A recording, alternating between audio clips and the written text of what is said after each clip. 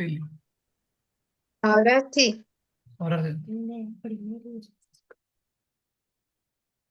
Entonces, ahora más adelante vamos a explicar la cita de la semana. Solamente quería hacer esa aclaración de que en otras versiones el término misericordia es equivalente a compasión, compasivo, ¿sí? A compasivo.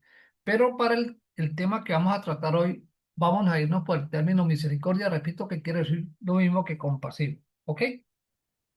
Entonces, vamos a leer del 12, capítulo 12, eh, del, del 1 al 8, del 1 al 8, inicialmente del 1 al 8.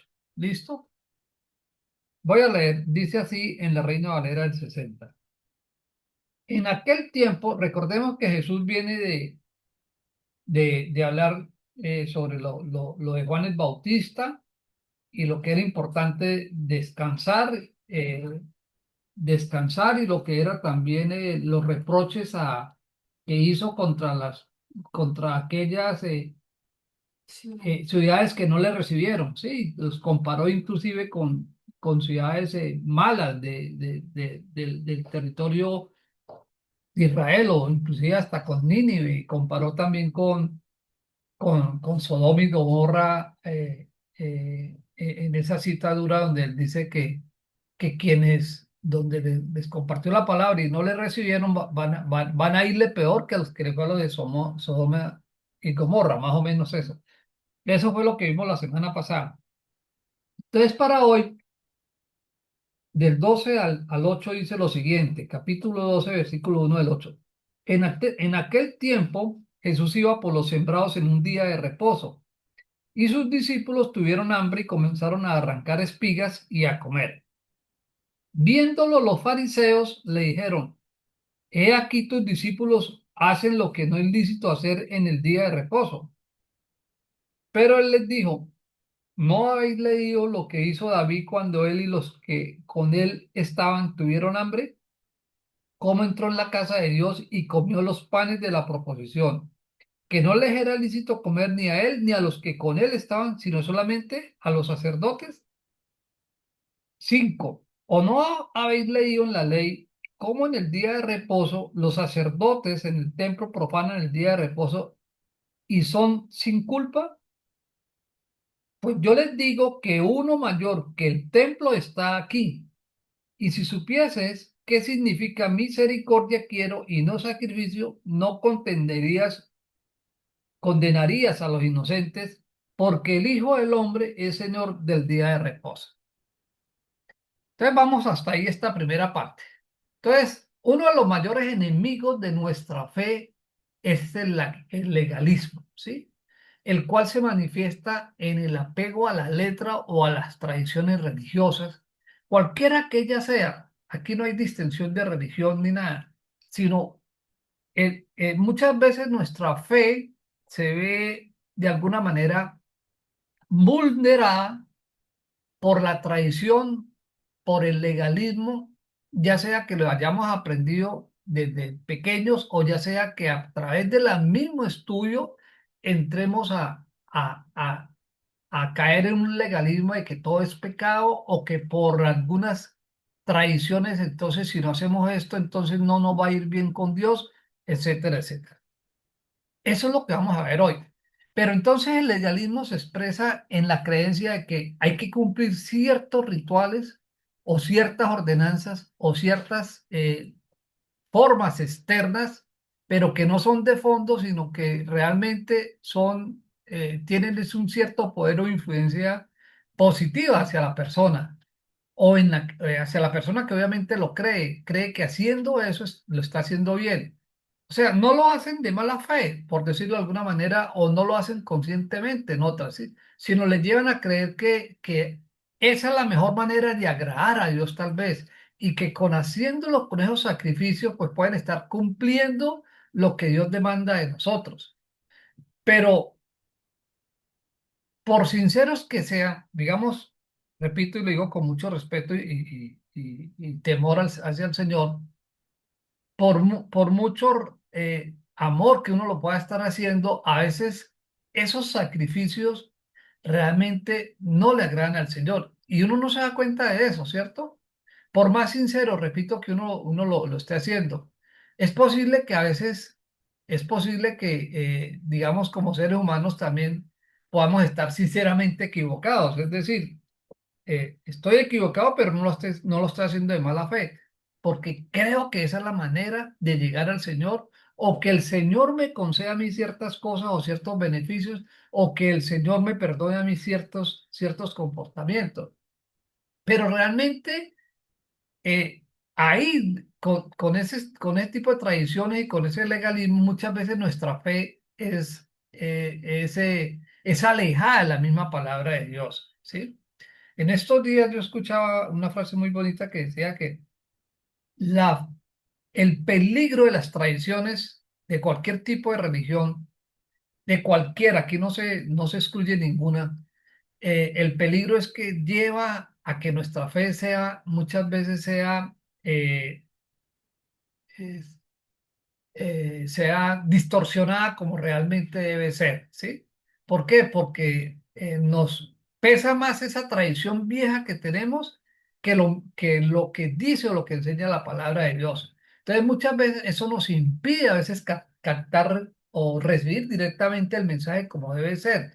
Y eso hace que nuestras vidas no sean realmente transformadas por la verdadera palabra de Dios, porque muchas veces esas tradiciones y esas enseñanzas que podemos estar recibiendo, y aquí, repito, insisto, no estoy excluyendo a ninguno, pastores, líderes, sacerdotes, lo que sea, ¿sí? Nos meten tradiciones y nos meten ritos, inclusive, que nos alejan sin darnos nosotros cuenta de lo que realmente dice la palabra de Dios. Entonces, ¿cuál debe ser la manera de evitarlo? Una, pues haciendo lo que estamos haciendo, estudiando a fondo los evangelios, en este caso, estudiando a fondo la palabra de Dios, discernirla a través del Espíritu Santo, que es el que nos da la sabiduría, el entendimiento, la enseñanza para poder comprender su palabra de Dios. Esa es la única manera. Pero cuando nosotros nos dejamos llevar solamente por quien nos esté dirigiendo, sin ir nosotros a la Biblia directamente, que es la palabra de Dios, para saber si ese mensaje sí está conforme a lo que está escrito, no conforme a lo que está diciendo una persona, sino conforme a lo que está escrito. Ahí es donde mi fe se va fortaleciendo. Mientras tanto, pues se puede estar fortaleciendo a través de lo que nos están diciendo terceras personas.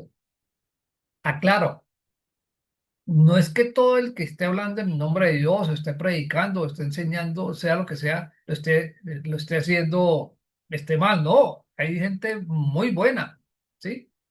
Pero también hay gente que está equivocada. Entonces, el mensaje de hoy va enfocado a eso y eso es lo que realmente la enseñanza que Jesús les está dando aquí, no solamente a sus discípulos, sino vamos a ver a los fariseos también. Entonces, hoy veremos dos casos en los cuales el Señor Jesucristo confronta a los legalistas fariseos con el espíritu de la escritura. ¿Sí? Lo que está inspirado en la escritura o en la palabra de Dios. Y recordemos que los fariseos pues eran personas muy cultas, ¿sí? De mucho dinero, de mucho poder político y religioso en la época, pero también eran estudiosos totalmente de la Torá, o sea, de la Biblia del Antiguo Testamento, ¿sí? O sea, la conocían, se supone que la conocían.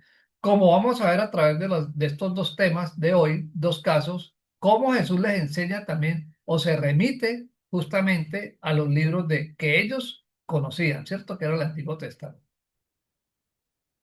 Bueno, entonces lo primero es la violación del día de reposo, que es lo que le están cuestionando a Jesús ahí en los versículos que acabo de leer del 1 al 8. Entonces lo primero es que conforme a la ley de Moisés, ¿sí? Conforme a la ley de Moisés, estaba permitido que cualquier persona entrar a un viñedo o a un sembrado ajeno y tomar de su fruto con algunas restricciones, no, no era ilegal, estaba permitido. Y lo vemos en el libro de Deuteronomio, donde están muchas de las leyes, las explicaciones de las leyes, en Deuteronomio 23 del 24 al 25.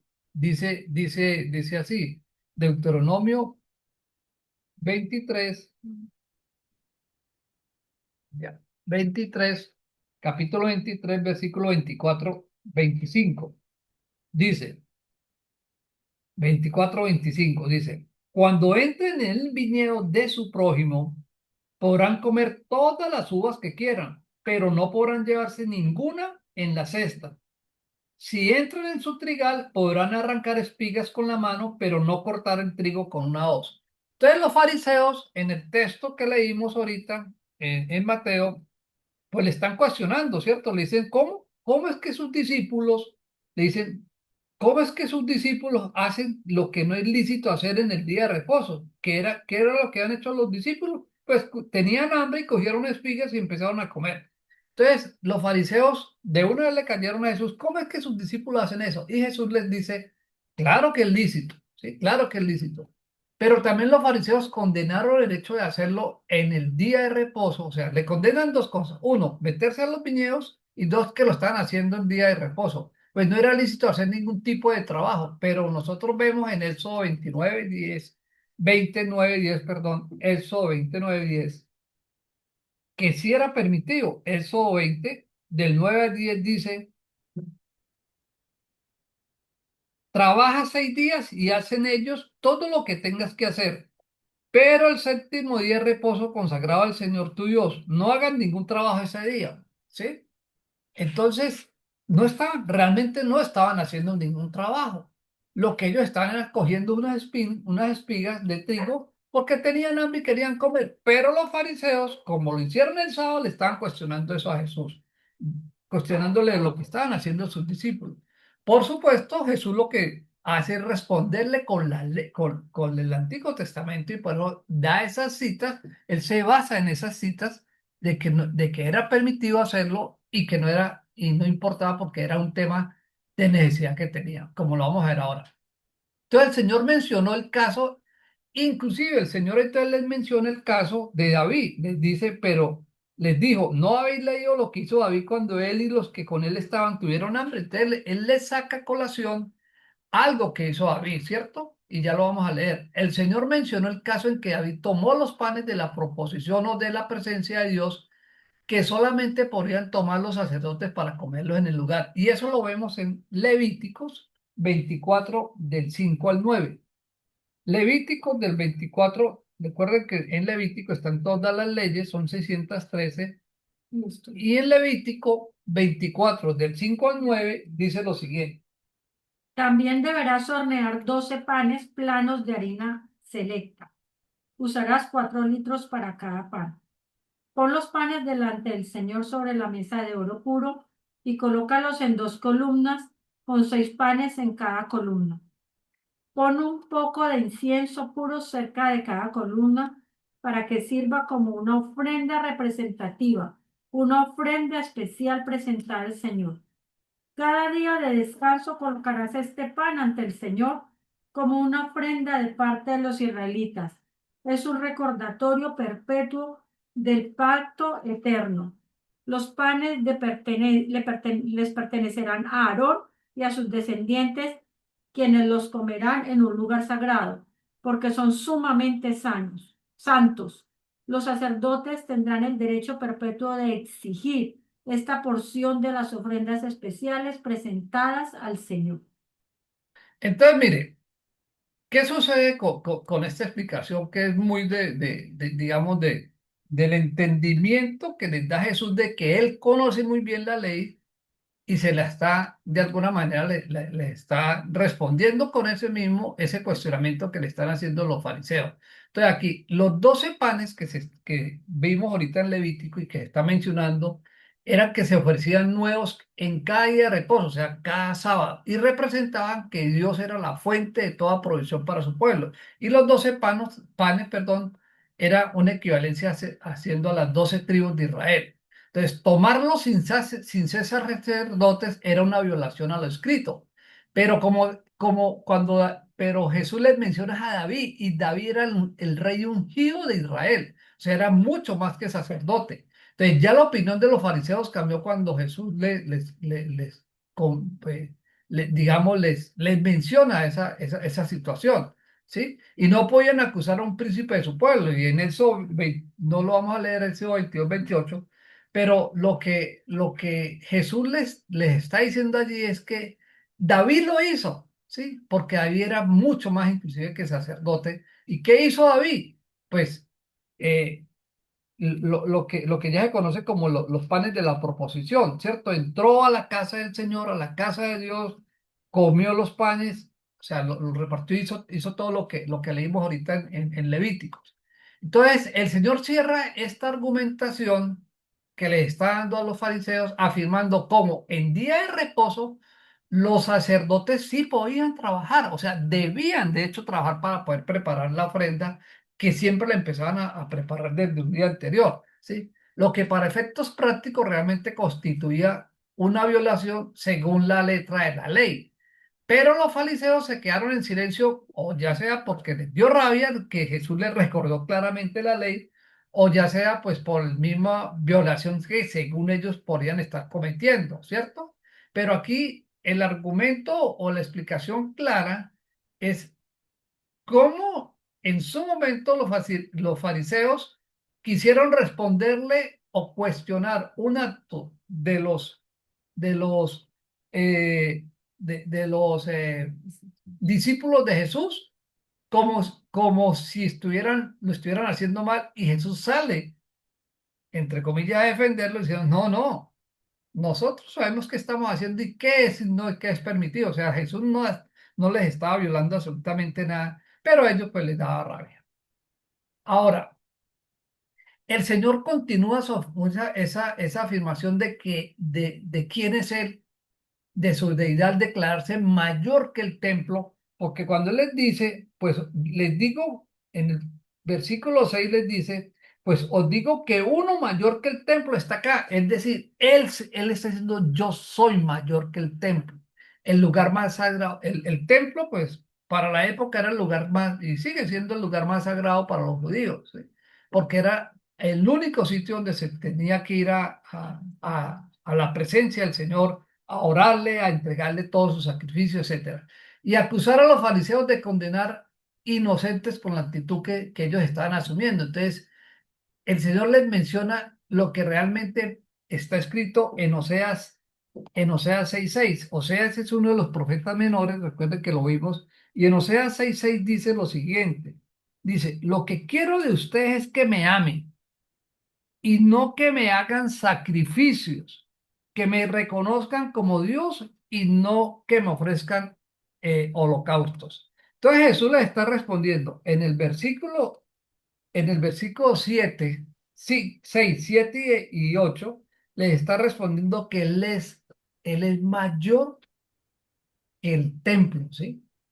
Para confirmar el verdadero espíritu de la ley, estipulando la mayor importancia de que Dios da una cosa sobre otra. Es decir, la misericordia de la que está hablando, y es el texto de la semana, que habla el versículo 7, que si supieres qué significa misericordia quiero y no sacrificio, no estarían condenando a los inocentes. En este caso no estarían ellos cuestionando o condenando la actitud o el comportamiento que estaban teniendo sus discípulos. Y para poder explicar esta parte de la misericordia, por eso quise traer la versión donde se habla de la misericordia y no de la compasión. Viene del latín miser, que significa miseria o desdicha, y la terminación cordia, que significa corazón. Entonces eso significa capacidad de sentir la desdicha de los demás. O sea, que es cuando nosotros, que es una expresa compasión por los caídos para poderlos levantar. Y es un tema de fondo y no de forma. Cuando Jesús les habla de misericordia, les está hablando, la misericordia es lo que realmente Dios no nos da a nosotros cuando lo merecemos. Por eso nosotros siempre, normalmente en oraciones le decimos gracias al Señor, porque gracias es un regalo que no merecemos. Y cuando le decimos, Señor, tenga misericordia de nuestros enemigos, es porque, Señor, no les dé lo que ellos se merecen, ¿sí? O tenga misericordia de mí cuando yo he pecado, Señor, no me dé lo que yo me merezco. Eso es misericordia, que no recibir lo que no merecemos, lo que merecemos. Y gracia es recibir lo que no merecemos. Entonces, aquí es un tema de fondo cuando Jesús les dice de misericordia, cuando les dice que si ustedes supieran que es tener misericordia, les está diciendo a los fariseos, ustedes no saben ustedes saben de ley, pero no saben qué es dar misericordia, ¿sí? Entonces, estos actos, tanto que son externos, y de poco cumplimiento, pero que van mal ligados, con meros rituales o reglamentos, es lo que lo que se le llama la forma. O sea, la misericordia es dar esa compasión a las personas, y eso es lo que realmente debe ser el tema de fondo. Pero la forma, que son los sacrificios, que es los rituales que tanto criticaba Jesús a los fariseos y que hoy nos cuestionamos nosotros, eso es algo externo que es de forma, no es el fondo del tema, ¿sí?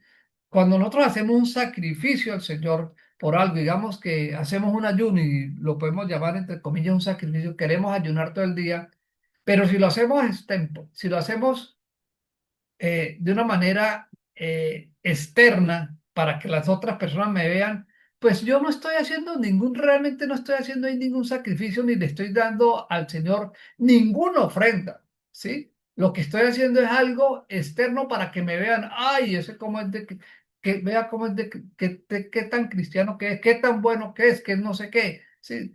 No, eso es lo que nos llama es a nosotros realmente desde el fondo del corazón a tener misericordia hacia las personas. Y por eso le cuestiona mucho a los fariseos la actitud que están teniendo para con sus discípulos.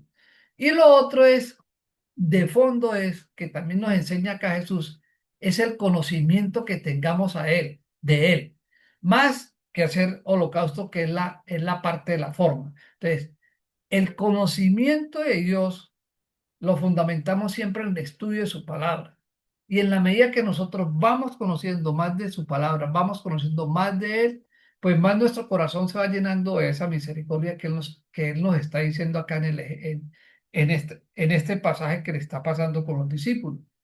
Pero cuando nosotros hacemos son actos más externos, como para que nos vean, son temas que no, eso es de forma, eso no es el fondo de lo que Dios quiere con nuestro corazón, ¿sí? Y eso es lo más importante acá en esta enseñanza del día de reposo, de lo que estaban haciendo los discípulos al coger espinas, al coger trigo y eso, para poder comer, ¿cierto? Eso era, ellos lo estaban haciendo por una necesidad, pero los fariseos saben es por un tema de forma de que por qué no estaban cumpliendo la ley, ¿sí? Para ellos era más importante eso, que de pronto por eso le cita lo de David, que David teniendo hambre va y les da y entra al templo y entra y se come los panes que estaban para consagrar y todo, pero los da a quién, a todos sus guerreros, a todos. ¿Por qué? Porque tenían hambre, ¿sí? Finalmente, con esta cita, el Señor acusa a los fariseos de condenar a inocentes como infractores de la ley, mientras que ellos sí violaban la ley misma que les prohibía acusar inocentes, y es la que se menciona en el Éxodo 23:7. No lo vamos a leer, pero en el Éxodo 23:7 pues se condena a condenar inocentes. No está permitido condenar a un inocente, dice allí en el Éxodo 23:7.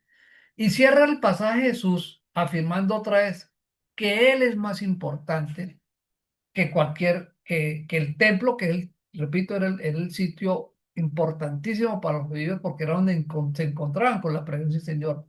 Y les da seguridad de que Él es el Señor del día de reposo. Que busquemos en Él el día de reposo. Que no lo busquemos en otros lados, que lo busquemos en Él.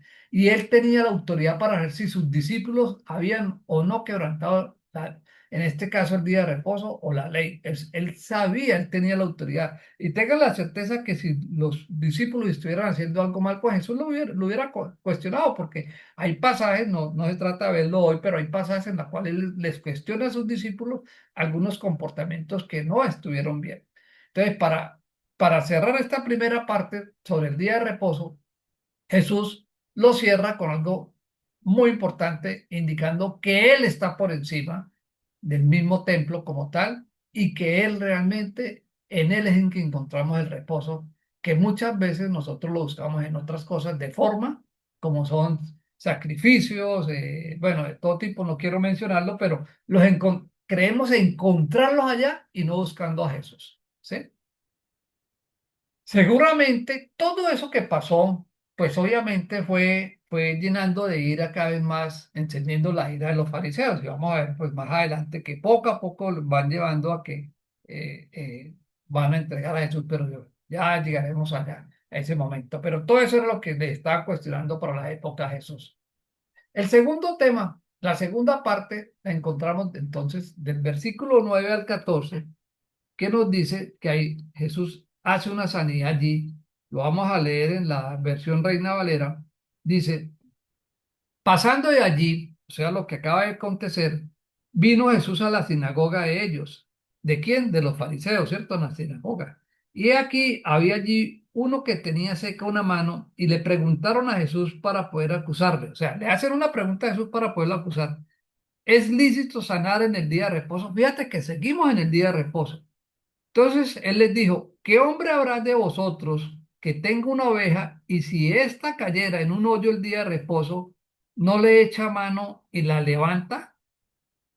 Pues ¿cuánto más vale un hombre que una oveja? Por consiguiente es lícito hacer el bien en los días de reposo, les dice Jesús.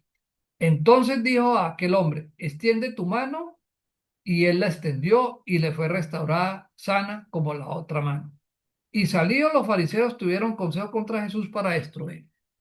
Entonces, en esta segunda parte, lo primero, algo que en teoría no deberían hacer los discípulos, ¿cierto? Y en esta segunda parte, le ponen una trampita a Jesús, hay una persona con una enfermedad en una mano y Jesús lo sana. Entonces, vamos a ver, vamos a hacer los comentarios. Entonces, en ese mismo día Jesús vino a la sinagoga de ellos, de los fariseos. Había un hombre con la mano seca, buscaron la oportunidad de acusarle los fariseos y le preguntaron si era lícito sanar en el día de reposo, como ya lo vimos en el 20 del 9 a 10, ¿cierto? Que era lícito sanar. O sea, prima, en este caso, la salud de la persona. Y por eso Jesús lo compara con una ovejita o algo un animal que se cae. Entonces el Señor, Él sabe los corazones, Él nos conoce, pero entonces en muchas ocasiones, ya lo hemos visto en pasajes anteriores, Jesús siempre le da la respuesta haciendo unas preguntas, y es este el caso. Entonces él responde con dos preguntas retóricas, preguntas que no esperan respuesta realmente, pero refuerzan su punto de vista y lo lleva a uno a la reflexión. Recordemos que cuando estudiamos la palabra de Dios, más que enfrascarnos, permítame la expresión, más de que meternos en el texto literal que le está respondiendo, en este caso a los fariseos, es también que nos está diciendo a nosotros el texto, ¿sí? A nosotros aquí cada texto nos está hablando, ¿sí? Si bien es cierto, le habla a los fariseos, a los discípulos, nos está hablando a nosotros la palabra de Dios. Entonces, fíjate que aquí el texto nos está diciendo que por supuesto que es lícito hacer el bien, no importa qué día sea, ¿sí? Puede ser el día de reposo, puede ser cualquier otro día, pero lo que Jesús nos llama es, tenemos que hacer el bien. Y los fariseos se excusaban por ser un día de reposo, muchas veces para no hacer el bien al prójimo. Entonces, otra vez ahí los fariseos pues guardan silencio, ¿cierto? El Señor también procede, él no se queda quieto, él procede a darle la sanidad a este hombre y los fariseos pues se fueron e hicieron consejo de una vez con el propósito de destruirle, como dice el texto. El apego en este caso de los fariseos a sus tradiciones, a sus posiciones de jerarcas de la iglesia delante del pueblo, pues le impidían ver a quién tenían al frente, ¿sí?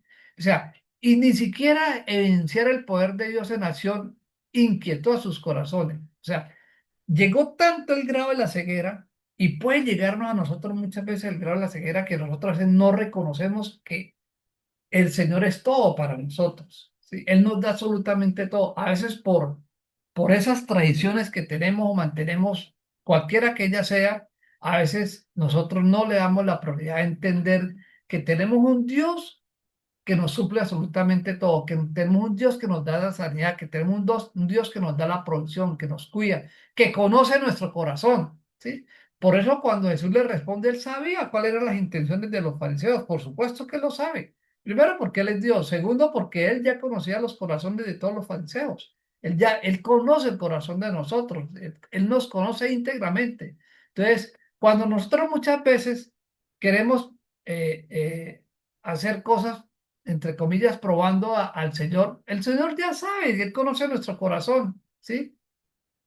De lo que hay en nuestro corazón sale en la boca, no me acuerdo ahorita el texto, habla nuestros labios, ¿cierto? De lo que hay en nuestro corazón. De lo que habla el corazón, habla la boca.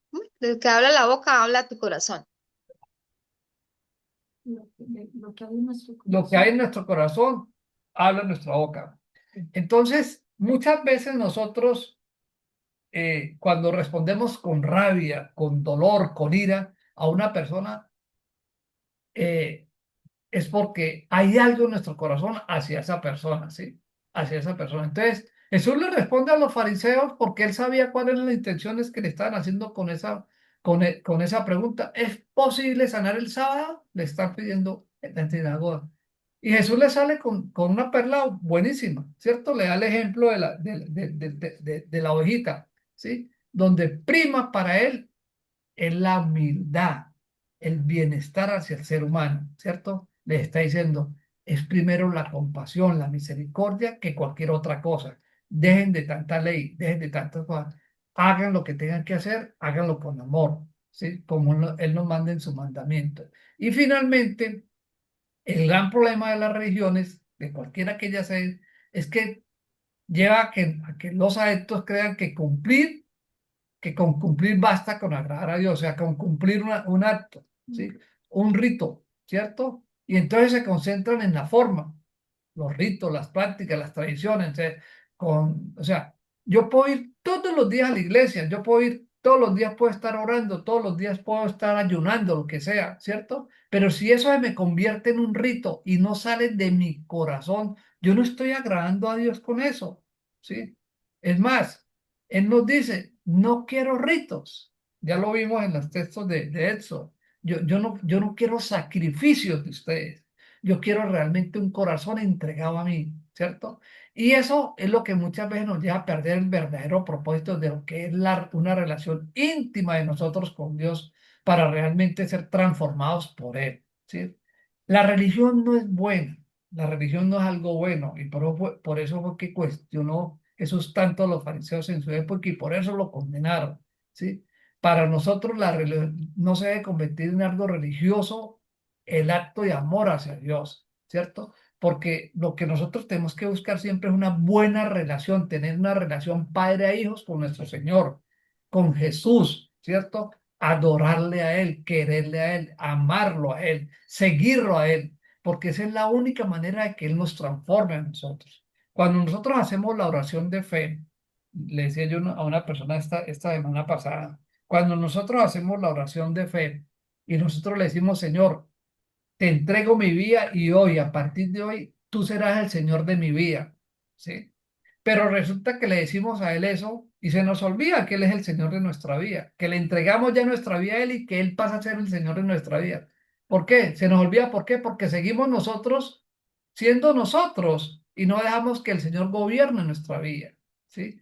¿Por qué? Porque entramos a veces a temas de tradiciones, de ritos, de prácticas, que no es lo que Él pide. Él pide de nosotros una entrega total, que confiemos en Él, que Él nos transforma, Él poco a poco nos va transformando. Eso no es tampoco un acto de que ya le entregamos y ya nos transformó al otro día. No, eso es un proceso. Ese proceso lo terminamos, ¿sabe cuándo? Cuando lleguemos a su presencia. No hay, antes no lo vamos a terminar. Todos los días el Señor nos enseña algo, nos va transformando nuestro carácter, ¿sí? Nos va transformando nuestro corazón. Pero ¿cómo se logra hacer? A través del estudio de la palabra, a través de entregarle a Él siempre, de tener la fe, la confianza solamente en Él, ¿sí? Nada de ritos, nada de tradiciones, es lo que les está diciendo eso. O sea, es una relación de amor y de misericordia, pero con nuestro Padre Celestial. Concluyamos. Lo primero es siempre, siempre, y esta conclusión también la hicimos la semana pasada, si no me falla la memoria, ¿sí? Siempre habrá gente que decidirá no creerle al Señor y no creer en Él. A pesar de tanto amor que el Señor nos da, ¿sí? Tanto amor que ha derramado por la humanidad. Y y no ir lejos en nosotros mismos lo que Él ha hecho en nuestras vidas. Pongámonos a pensar todas las bendiciones que recibimos de Él, ¿cierto? Y por eso nos lleva a nosotros a creerle a Él, ¿sí? Pero igual habrá gente que no, ¿cierto? Habrá gente que no, habrá gente necia, terca, ¿sí? Seguirá con su forma de vivir, pero eso no nos inhibe a que nosotros no les compartamos la palabra, a que no le digamos Cristo te ama, o una voz de aliento, una voz de ayuda, lo que sea. Y ayudar también, eso no está mal. Yo no estoy diciendo que no debemos ayudar al prójimo, claro que sí, pero que eso nazca de un corazón que está mirando al Señor, que lo hacemos por amor al Señor, ¿sí? Porque queremos hacerle y nos nace hacer. Segundo, es fácil aferrarse a las tradiciones, pero muy difícil cuestionarlas sanamente a la luz de la palabra de Dios. ¿Por qué? Porque la palabra de Dios es muy clara. Ella nos enseña, ¿sí? Y nos dice que no son buenas las tradiciones, pero es tanto han sido tantos los años de nosotros en tradiciones que tradiciones, pues que no es fácil. Solamente con la ayuda de Dios y a través de su Santo Espíritu, Él es el que nos va a guiar a toda verdad, lo dice la palabra. Él es el que nos convence de la verdad. No es el padre, no es el de pastor, no es Manuel, no es el líder con el que me da el estudio, no, no. Solamente en la intimidad con el Señor y a través de su Santo Espíritu, Él me va poniendo en mi corazón, me da el discernimiento para yo poder entender su palabra. Y aún más difícil es desprenderse de ella. Es más difícil. Siempre hay un dicho, es más difícil desaprender que aprender, ¿sí? Es mucho más difícil. Cuando uno adquiere un hábito, un vicio, es más difícil quitarlo que aprender algo nuevo, ¿cierto? Es mucho más difícil. No es fácil. Solamente la ayuda a través del Espíritu de Dios nos puede ayudar y nos puede dar ese, ese cambio que nosotros siempre anhelamos, ¿sí? Y por último, el egocentrismo, el orgullo, la altivez, alentados por el temor a estar equivocados en nuestra manera de pensar y vivir, nos impiden que el corazón sea humilde. Y esta es la condición para abrir el corazón y mente a la verdad del Evangelio. O sea, la humildad es la única manera de que nosotros nos podamos abrir de corazón a entender el Evangelio, ¿sí? Cuando nos humillamos, cuando Einstein decía, eh, el hombre es grande solo cuando está de rodillas, cuando nos humillamos ante el Señor, cuando caemos de rodillas ante Él y le suplicamos, solamente ahí estamos mostrando nosotros actos de humildad, ¿cierto? De resto, son sacrificios, tradiciones que nos han enseñado, que hemos aprendido, que no son agradables al Señor, ¿sí? Que no son agradables al Señor. Por más de que lo hagamos inocentemente, por más de que lo hagamos sin saber que a Él no le están agradando, ¿ok? Finalmente, quiero leer esta cita que enseña mucho lo que es la tradición. Le encontramos en la carta de Pablo a los Colosenses, capítulo 2 versículo 20 al 23. La voy a leer y vamos a dar una explicación de ella. Y dice lo siguiente. Ustedes han muerto con Cristo y ya no están sujetos a los poderes que dominan este mundo. ¿Por qué pues viven como si todavía fueran del mundo, sometidos a reglas tales como no toques eso, no comas aquello, no tomes en tus manos, no haga esto, no haga aquello? Todas esas reglas o tradiciones, se pueden leer también, tienen que ver con cosas que se acaban con el uso y que son solo mandatos y enseñanzas de hombres, ¿sí? Es verdad que tales cosas pueden parecer sabias, ojo, está diciendo Pablo acá a los de Colosenses, ¿sí? Porque exigen cierta religiosidad y humildad y duro trato del cuerpo, pero son cosas que no honran a nadie, pues solo sirven para satisfacer los deseos puramente humanos, ¿sí? Puramente humanos. Mire, el, cuando los maestros, Pablo se está refiriendo aquí mucho a los falsos profetas y a los falsos maestros, o sea, a los falsos predicadores, etcétera, y está haciendo una mención a lo que está pasando, y les está advirtiendo a los de la ciudad de Colosas, Usted lanza esta cita que me pareció espectacular. Y en la época del Nuevo Testamento, que es cuando obviamente Pablo ha escrito, había muchos esclavos y estos no tenían libertad, pertenecían a sus amos y ellos se obligaban a servirlos de por vida. La única manera de que esos esclavos dejaran de ser esclavos eran cuando ya realmente morían, ¿sí? De hecho, había una sola manera y era cuando ellos declararan libertad y era a través de la muerte, era la única forma. Y una vez muertos, pues ellos eran libres de sus amos, o sea, ya quedan en libertad por decir algo, ¿cierto? Aquí Pablo usa esta condición de esclavo para ilustrar lo que les estaba sucediendo espiritualmente a los de Colosa. Eran esclavos del pecado, ¿sí? Y Pablo les dice, ustedes han muerto con Cristo, es decir, él les está diciendo, ustedes le entregaron la vida a Cristo, entregaron a Cristo. Por lo tanto, ya están libres de su antiguo amo. O sea, les está diciendo, mira, ya no sean esclavos más del mundo. Ustedes le entregaron la vida a Cristo, ya no son más del mundo.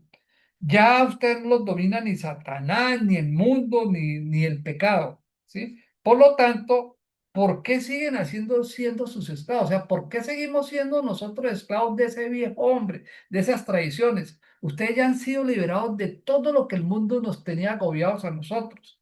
Es decir, de todo lo que está también pegado a muchas tradiciones y a muchas leyes. Por lo tanto, les dice Pablo, os sometéis. ¿Por qué se someten a esas cosas? Les está preguntando. Y muchos incluso después de creer en Cristo, ojo, y esto es para nosotros, muchos de los que hemos creído en Cristo, tenemos aún dificultad en abandonar ciertas reglas o ciertas tradiciones, ¿sí? Ciertas tradiciones que nos enseñaron de mucho antes, inclusive rituales antiguos que todavía traemos nosotros. Nos cuesta trabajo liberarnos de eso, a pesar de que ya somos nuevas criaturas en Cristo. Entonces Pablo les dice, ustedes dicen creer en Cristo, pero no dejan sus antiguas costumbres, ¿sí? Sin embargo, es imposible tener fe en Jesucristo y en la antigua religión al mismo tiempo. Es decir, o nosotros le creemos a Cristo o seguimos creyendo en las tradiciones viejas que nos han enseñado. Es lo que Pablo le está diciendo a los de Colosas, ¿sí? Porque es imposible agradar las dos cosas. O yo agrado a Cristo o yo agrado a las tradiciones. Si realmente nosotros somos cristianos, debemos despojarnos de todos esos movimientos viejos que traíamos desde antes de que nosotros conociéramos los evangelios, ¿sí? Que conociéramos a Jesús. Es decir, debemos dejar de poner nuestra confianza en las antiguas leyes y rituales como medios para alcanzar el cielo, o sea, como medios para alcanzar la salvación. Debemos confiar solamente en Cristo, en Jesús, ¿sí? Las tradiciones y las reglas humanas tienen que ver es con la comida y con otras cosas que desaparecen, son perecederas, o sea, no permanecen. Y ninguna de esas tradiciones y reglas permanecerán. Todo eso se acaba. La comida se acaba, la muerte se nos va, etcétera. Solo la palabra de Dios permanecerá para siempre en nosotros. No hay nada más, ¿cierto? Entonces los líderes judíos querían condenar a Jesucristo y a los discípulos porque no seguían las reglas judías, que fue lo que vimos hoy, ¿cierto?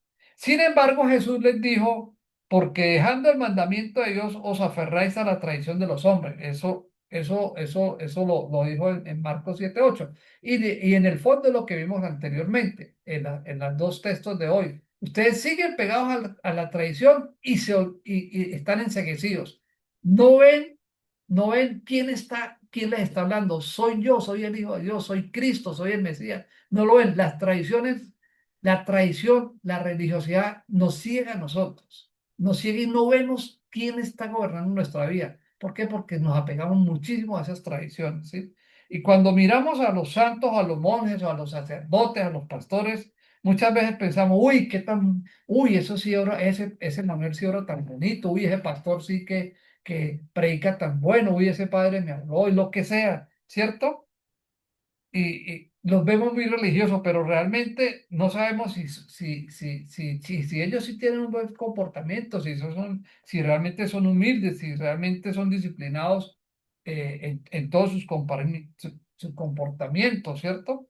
Pensamos que son muy buenos y que son santos y que son sabios muchas veces, pero solo tienen es una apariencia, ¿sí?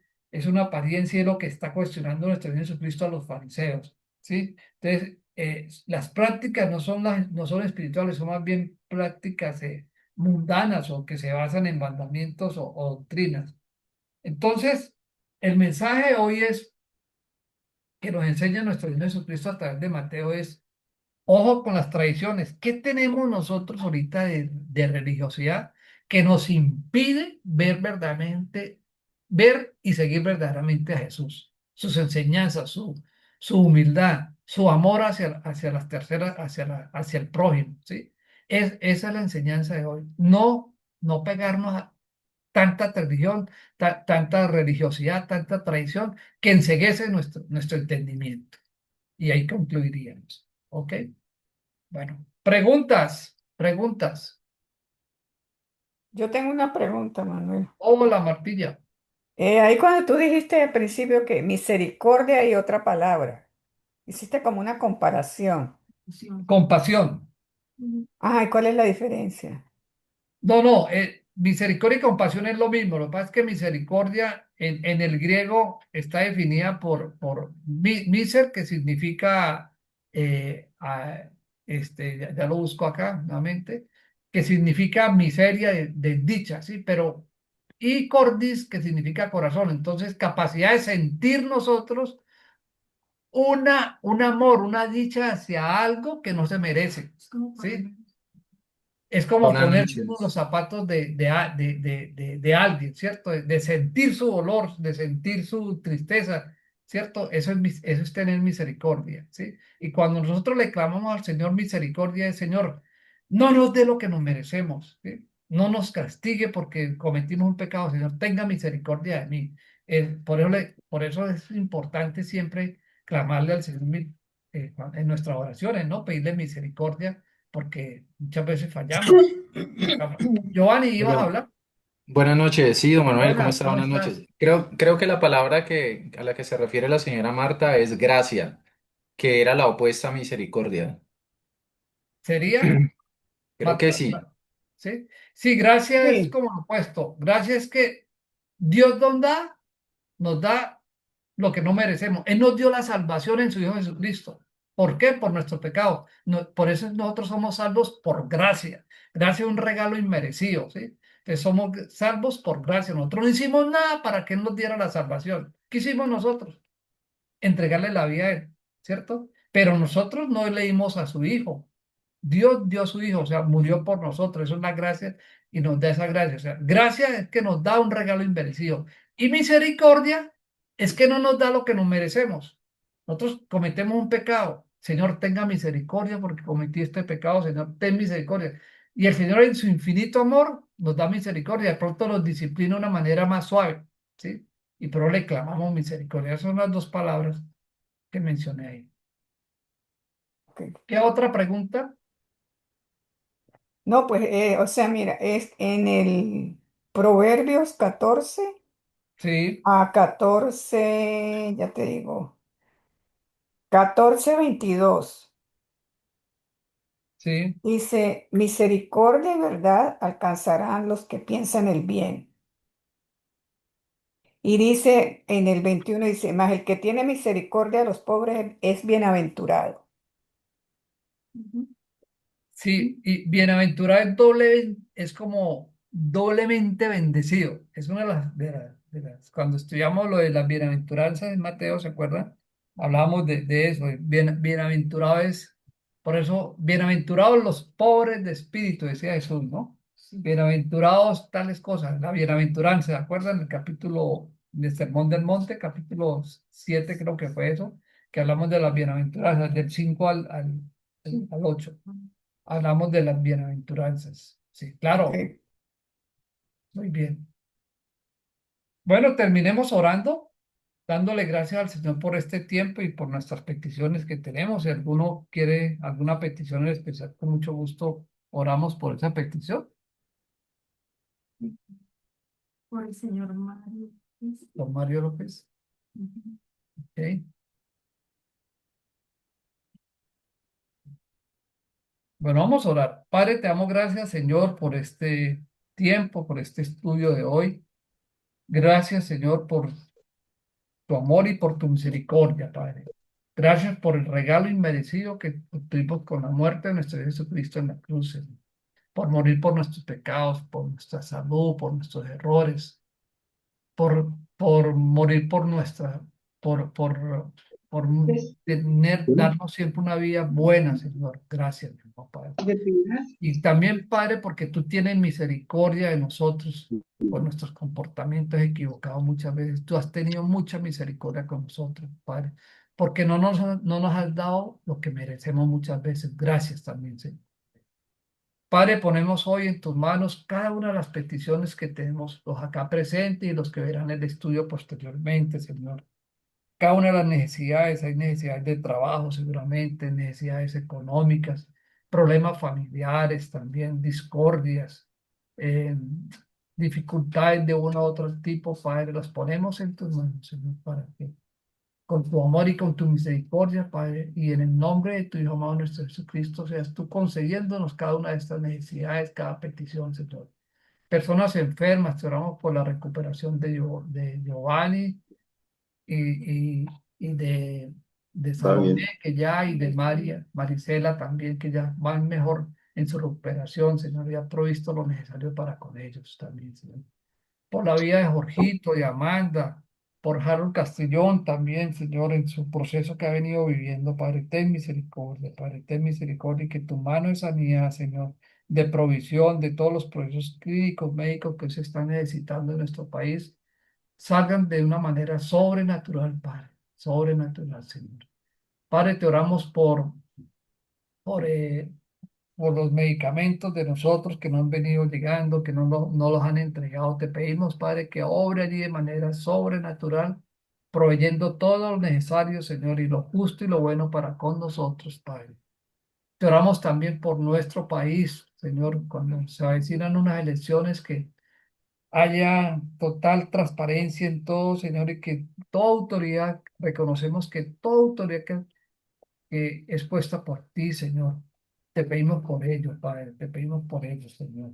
Padre, te oramos por la salud del señor Mario López allí en la clínica, una situación difícil, Señor, te pedimos por él, por ten misericordia, Padre, ten misericordia. Y Mario Elías. Acorta los tiempos de dificultades para ellos, de su hijo Mario Elías, también trae consuelo, paz, tranquilidad para Cielito también, Señor, trae consuelo y tranquilidad por la situación que están viviendo con su padre y con su esposo, Señor.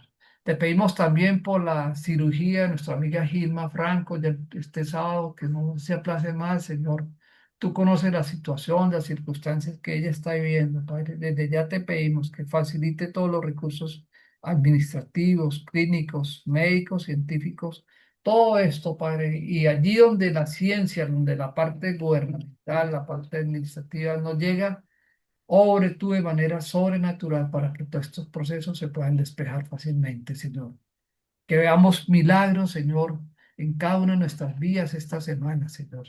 Te pedimos, también te pido por mi recuperación del lumbago que me dio fuertemente. Gracias por, has obrado, Señor. Has puesto tu mano de sanidad y de recuperación allí, Señor. Gracias, Padre. Padre, ponemos en tus manos esta semana los trabajos, los estudios de nuestros hijos, los trabajos de nuestros hijos. Nuestras relaciones matrimoniales, Padre, también están en tus manos, Señor. Nuestras hijas e hijos en un mundo, Padre, que los avasalla con tantas cosas. Te pedimos que seas tú guardándolos del mal, Señor, alejándolos del mal y de todo peligro. Que tus ángeles del cielo siempre sean protegiéndonos a nosotros en la salida, en la ida, en todas partes, Señor. Guárdanos, oh Señor. Quédate con nosotros esta semana y guárdanos, y que esta palabra, Señor, se haga vida en cada una de nosotros, Señor. En el nombre de Cristo Jesús te hemos orado, Señor, y conforme a tu santa voluntad, Señor, confiando en ella, porque es buena, agradable y perfecta. Amén. Bueno, pues, Amén. chao, chao, familia. Muy buenas noches Chao, y muy chao. buena semana para todos. Gracias. Buenas noches, Buenas bendiciones. Buenas, noches buenas. para Feliz todos, noche. buenas Hasta Chao a noches. luego, todos. Dios los Dios los bendiga. bendiga. Que